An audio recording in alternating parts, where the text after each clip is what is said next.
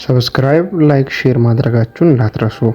ስሎን በመታጠቢያ ቤት ውስጥ ሆና የጻፈችውን የመሰናበቻ ደብዳቤ በድጋሚ ካረጋገጠች በኋላ ራሷን ለማጥፋት ትዘጋጃለች። ሆኖም በዚያ ቅጽበት አባቷ መምጣቱን ስለምትሰማ ቁርስ ለመብላት አብረው መገኘት አለባት። ቁርስ እየበሉ ሳለ ስሎን ስለ ሁሉም ነገር ታማራለች። ምክንያቱም እህቷ ነገሮችን በሌላ መንገድ ታደርግ ስለነበር ነው። አባቷ በዚህ ተሰላችቶ አሁን ካለንበት ሁኔታ መውጣት መቀጠል እንዳለባቸው ይነግራታል።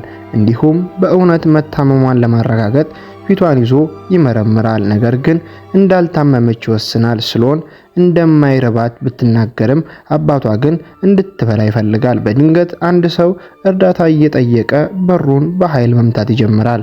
አባቷ ለማየት ወደ በሩ ሲሄድ ስሎን ከውጭ የሚመጡ የተለያዩ ድምጾችን መስማት ትጀምራለች። የሰዎች ጩኸት፣ የሳይረን ድምጽና የመኪና አደጋዎች ይንጋጋሉ። አባቷ ሲመለስ በልብሱ ላይ ደም ይታያል። እናም አካባቢውን ለቀው መውጣት እንዳለባቸው ይነግራታል። ስሎን ከመውጣቷ በፊት ጃኬቷን ትለብሳለች። ከተማዋንም ትርምስ እንደወረራት ትገነዘባለች። የዞምቢ ወረርሽኝ መጀመሩንም ታውቃለች። ሰዎችም በየቦታው እየታደኑ ነው። አንዲት ዞምቢ ሴት ስሎንን አይታ ወደ እሷ ትሮጣለች። ነገር ግን አባቷ ስሎንን ወደ ውስጥ አስገብቶ በሩን በዞምቢዋ ፊት ላይ ዘጓል። ስሎንና አባቷ ከበሩ ለመራቅ እንኳን ጊዜ ሳያገኙ የመስኮት መስታወት ሲሰበርና የማንቂያ ድምፅ ሲጮህ ይሰማሉ። ዞምቢው ወደ ቤታቸው ሰብራ ገብታለች። አባቷ ወዲያውኑ ዞምቢዋን መሬት ላይ ጥሎ መታገል ይጀምራል። በመጨረሻም ዞምቢዋ እጁን ትነክሰዋለች። እርሱም ከመሬት ላይ የብርጭቆ ስብርባሪ አንስቶ የዞምቢዋን ደረት ደጋግሞ ይወጋታል። ነገር ግን ምንም አይሆናትም። በመጨረሻም አይኗን ወቅቶ አእምሮዋ ጋር ሲደርስ ትሞታለች። ስሎን ባየችው ነገር ተደናግጣ ከቤት ትወጣለች። ዞምቢዎቹ እያሳደዷትን በመንገድ ላይ ትሮጣለች። ከአንድ ቀን በኋላ ስሎን ከሌሎች ወጣቶች ጋር በትምህርት ቤት ውስጥ ተደብቃ ትገኛለች። ትሬስ በመኪና ማቆሚያ ቦታ ላይ አንድ መኪና ብቻ መኖሩን ይጠቁማል። ስለዚህ ቡድኑ ቁልፉን ለመፈለግ ወደ ርዕሰ መምህሩ ቢሮ ይገባሉ። ቢሮ ውስጥ ወለሉ ላይ የሞተ ሰው አለ። በአቅራቢያውም የሚያስፈራ የዞምቢ ድምጽ ይሰማል። ካሪ በጥንቃቄ እየተሳበ ሄዶ ወደ ዞምቢነት የተቀየረውን ርዕሰ መምህር ያገኘዋል። ከዚያም በስልክ ይመታዋል። ሪ እና ስሎን ይህንን ሁኔታ ሳይመቻቸው ይመለከታሉ። ቁልፉን ካገኙ በኋላ ካሪ በሮቹን መዝጋት እንዳለባቸው ይናገራል። ወጣቶቹ ይህንን ለማድረግ በጋራ መስራት ይጀምራሉ። ነገር ግን ስሎን በጣም ተረብሻ ጥግ ይዛ ትደበቃለች። ስልኳን አውጥታ ለመደወልም ትሞክራለች። ነገር ግን ሪስ መጥቶ ያቋርጣታል። መነከሷን ይጠይቃታል። እሷ ግን እንደማታውቅ ትናገራለች። ሁለቱ መቀጠል በጂምናዚየም ውስጥ ወዳሉት ሌሎች ልጆች ይቀላቀላሉ። እዚያም ዜና ለመስማት ሬዲዮ የተጠቀሙ ነው። ሆኖም ደጋግሞ የሚሰማው የአደጋ ጊዜ የተቀዳ መልእክት ብቻ ነው። መልእክቱ እርዳታ በቅርቡ ስለሚመጣ ዜጎች ባሉበት እንዲቆዩ ያዛል። ሪስ ስሎንን ለማረጋጋት ይሞክራል። እሷም ስለተፈጠረው ነገር ማሰብ ትጀምራለች። ስሎን ከዞምቢዎች ስትሸሽ ከሚንቀሳቀሱ መኪኖች ጋር ላለመጋጨት ትነቃቃለች። ወደ አንድ ቤት ለመግባት ብትሞክርም ተቆልፏል። ስለዚህ ከዞምቢው ለማምለጥ አጥር ዘላ ትገባለች። መሮጧን ትቀጥላለች።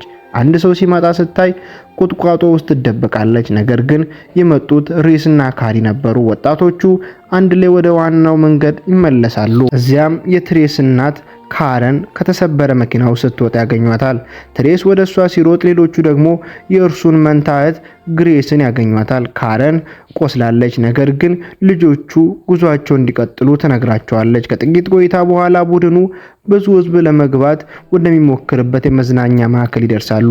በረንዳ ላይ ያለ አንድ ወታደር ለአንድ ሰው ብቻ የሚሆን ቦታ ስላለ ሁሉም ወደ ኋላ እንዲመለስ ይጮሃል። ትሬስ እናቱን ለመጠበቅ ይሞክራል። ነገር ግን ሕዝቡ ግድ ሳይሰጠው ይገፋቸዋል። በድንገት ተኩሱ ሲከፈት ቡድኑ አካባቢውን ለቆ ለመሄድ ይስማማል። ምሽቱ ላይ ቡድኑ በአንድ ቤት ውስጥ ይደበቃል። ካረን መብራቱን ለማብራት ስትሞክር ካሪ ወዲያውኑ ያጠፋውና ትኩረት መሳብ እንደሌለባቸው ይነግራታል። ካሪ ብንተዋት ይሻል ነበር ብሎ ሲናገር፣ እሷ ግን መብራት መኖሩን እያረጋገጠች እንደነበር ትገልጻለች። ካረን ዞምቢዎቹ ድምጽ ወዳለበት እንደሚመጡ ትናገራለች። ካሪ ድምጹን ካላጠፋ እንደምትጎዳው ታዛለች። በመቀጠልም በወደቀ ጠረጴዛ አጠገብ ደም ያያሉ። ካሪ አንድ የቤዝቦል ቦታ ያገኛል። ትሬስ ሁለተኛው ፎቅ ሰላም መሆኑን ያሳውቃል። ስለዚህ ቡድኑ ወደ ላይ ይወጣል። ካሪ በታችኛው ፎቅ መቆየት ይመርጣል። ነገር ግን ካረን የላይኛው ፎቅ የበለጠ ደህንነቱ የጠበቀ መሆኑን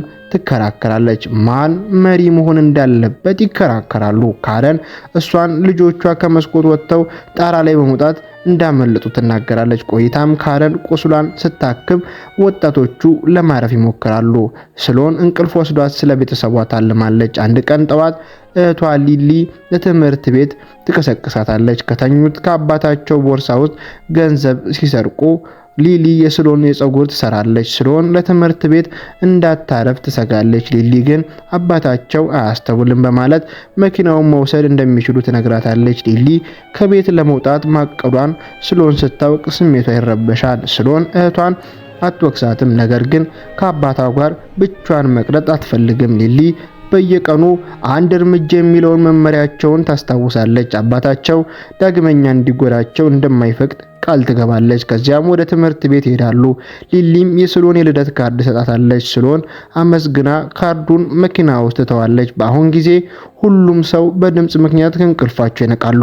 ወደ ታች ሲወርዱ የተሰበረ መስኮት ያያሉ። ከዚያም ዞምቢ ካሪን ሊያጠቀው ይሞክራል። ካሪ ያመልጥና በቤቱ ይመታዋል። ካረን ተጨማሪ ዞምቢዎች ወደ ቤቱ እየመጡ መሆኑን ታያለች። ላለመያዝ ቡድኑ ቤቱን ለቆ መውጣት አለበት። እስከ ትምህርት ቤቱ ድረስ ይሮጣሉ። የመስኮቱ ብርጭቆዎች ጠንካራ ስለሆኑ ትምህርት ቤቱ አስተማማኝ መሆኑን ይስማማሉ።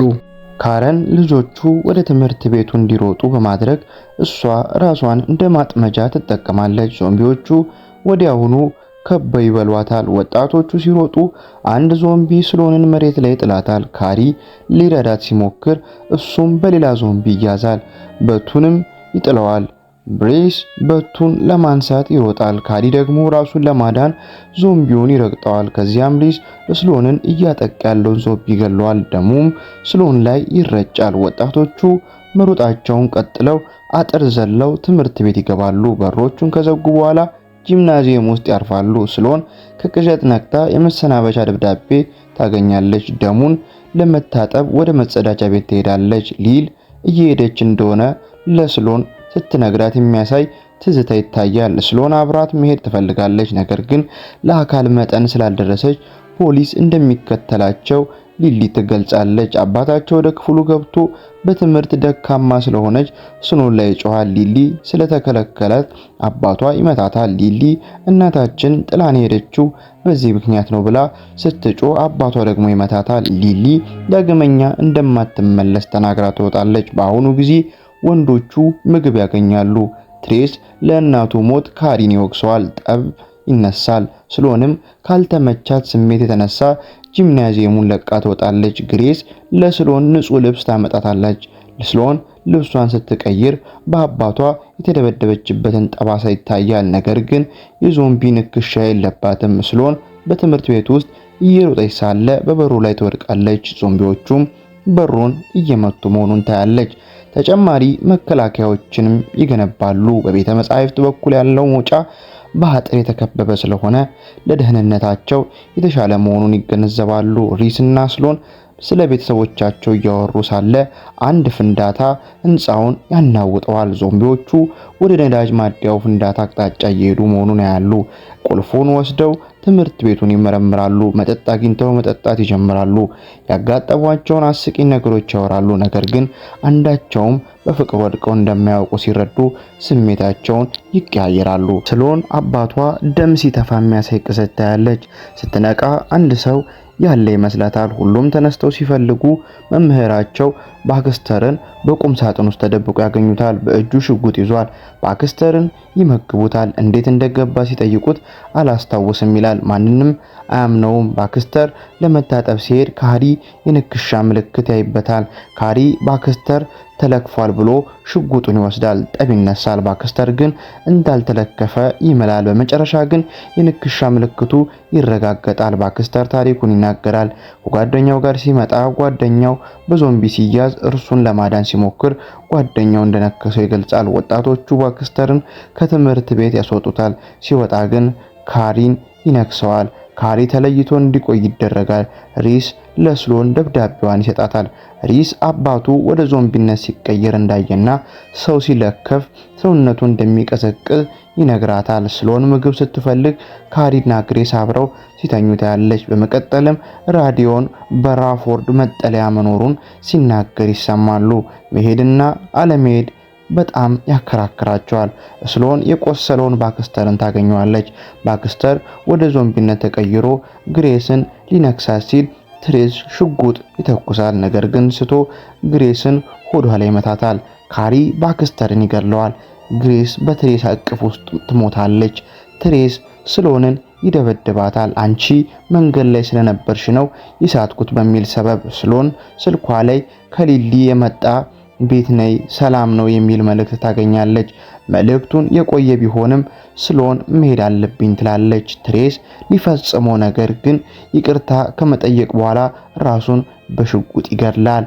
ቀሪዎቹ ሶስቱ ትምህርት ቤቱን ለቀው ይወጣሉ። በመንገድ ላይ ዞምቢዎችን እያመለጡ ይሄዳሉ። የመኪና የማንቂያ ደውል በመጠቀም ዞምቢዎቹን ያታልላሉ።